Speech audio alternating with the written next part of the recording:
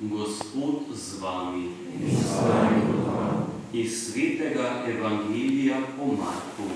Slava tebi, Gospod. Ko so Janeza zaprli v ječo, je šel Jezus v Galilejo, oznanil je Božji evangelij in govoril: čas se je dopolnil in Božje kraljestvo se je približalo. Spreobrnite se in verujte evangeliju. Ko je šel ob Galilejskem jezeru, je zagledal Simona in Andreja, Simonovega brata, ki sta metala mrežo v jezero. Bila sta namreč ribiča. Jezus jima je rekel: hodita za menoj in naredil vaju bom za ribiča ljudi. Takoj sta pustila mreže in šla za njim. Ko je šel malo naprej, je zagledal Jakoba, Zebedejevega sina, in njegovega brata Janeza, ki sta bila tudi v čolnu in popravljala mreže. Takoj ju je poklical. In pustila sta očeta Zebedeja z najemniki v čolnu ter odšla za njim. Poslušali smo Kristusov evangelij. Hvala tebi, Kristus.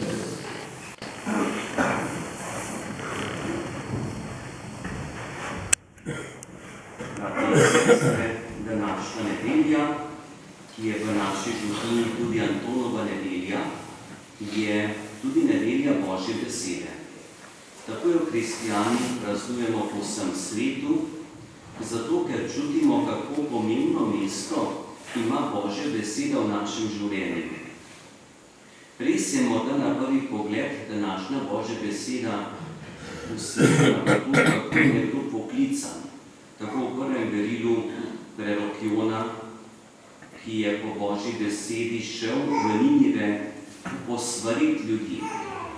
Ta del je zelo kratek. Če bi brali v celoti, bi lahko prepoznali, kako se je Jona upiral in tega ni maral narediti, ker mu je bilo to zelo zoprno. Ampak Božja beseda mu ni dala miru in na koncu je naredil tisto, kar ga je Bog poslal in mu naročil. Tako pa tudi pri evangeliju Jezus gre in pokliče učence. Najprej dva brata, kasneje še dva brata. Tudi to, kar Jezus pregovori, je Božja beseda. In ko razmišljam o tej poklicanosti in o Božji besedi, kakor nosi današnja nedelja tudi ta naziv, in o svetem Antonu, ki je naš župnijski zavetnik ali naš skupni zavetnik, sveti Anton je ob Božji besedi, ki jo je slišal, spremenil svoje življenje. Tako na hitro razmišljam, da v tistem času, ko je Anton živel, je bil verjetno, če bi primerjali to, kar mi imamo, premoženje, nepremičnine, to so stavbe, parcele, pa to, kar imamo v povprečju tudi finančnih sredstev, bi lahko rekel, da je bil Anton v tistem času verjetno bolj premožen od večine izmed nas, bolj bogat. Omenjam pa zato, ker sam čutim, da nekdo, ki veliko ima, in to pri 20 letih, ni bil starček, pri 20 letih, kot mlad fant, da naredi tako spremembo, da se temu, kar ima za udobno in varno življenje, da se temu odpove. In to je naredil ob Božji besedi. Tak velik korak, ki ga njegovi mnogi sodobniki niso naredili, pa so bili ekonomsko veliko bolj šibki. Sveti Anton je slišal Božjo besedo In najbolj močen tisti stavek je bil: če hočeš biti popoln, prodaj, kar imaš, daj ubogim in hodi za menoj.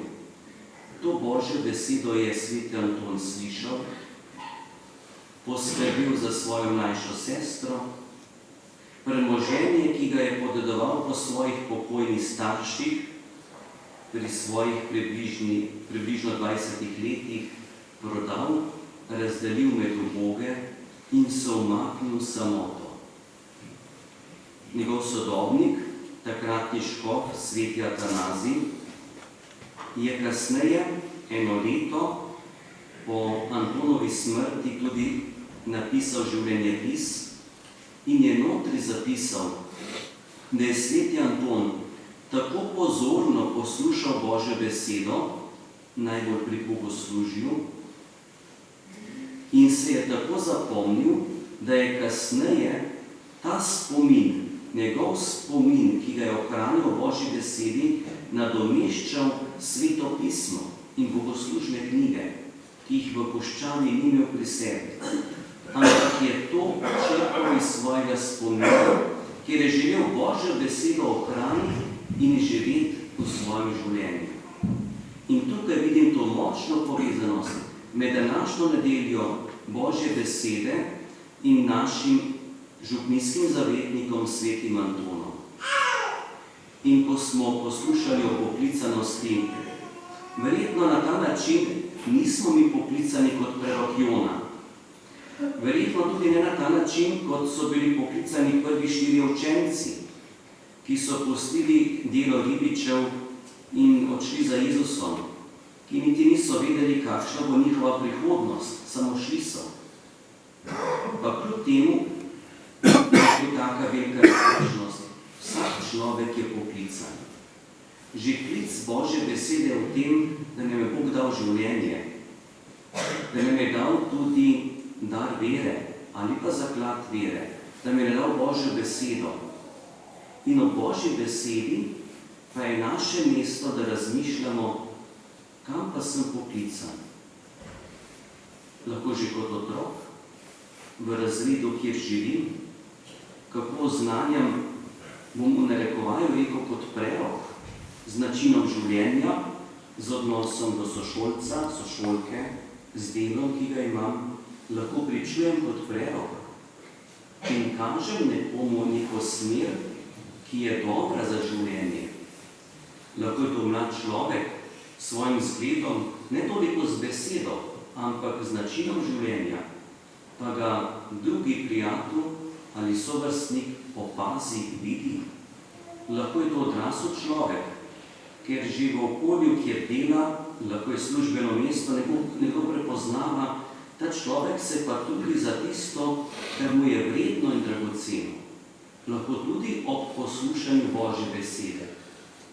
In tako je sveti Anton v samoti, v tišini, ob Božji besedi oblikoval svoje življenje, gradil odnos pa bližino do Boga in to do take mere, da so mnogi ljudje k njemu prihajali, ker so začutili, ob tem človeku lahko dobim dober nasvet, primerno besedo. Temu človeku lahko pridem s prošnjo, naj z molitvijo zame prosi, za pravo odločitev ali za trdnost v odločitvi v življenju. In tako je tudi sveti Anton postal zavetnik, priprošnjik za mnoge ljudi, tudi pri izbiri življenjske poti, za zvestobo dani besedi, ki je najmočnejša prav v obljubi zakonske zveze, pa je bil neporočen, samski, pa je priprošnjik za pare in zakonce v svoji drži, tudi zavetnik. Naj bo sveti Anton naš skupni priprošnjik, zavetnik, in ko bomo čutili težo v življenju ali preizkušnjo, obrnimo se k svetemu Antonu.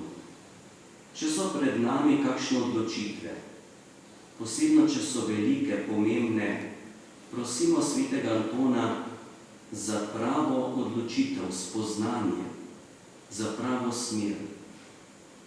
Ko naredimo v življenju dobro odločitev, naj bo naša prošnja k svetemu Antonu, da bi to lahko držali, ohranili in prosimo svetega Antona, da bi zmogli živeti res globoko vero, v povezanosti z Bogom.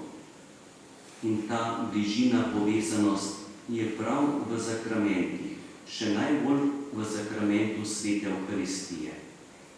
Naj bo sveti Anton Veliki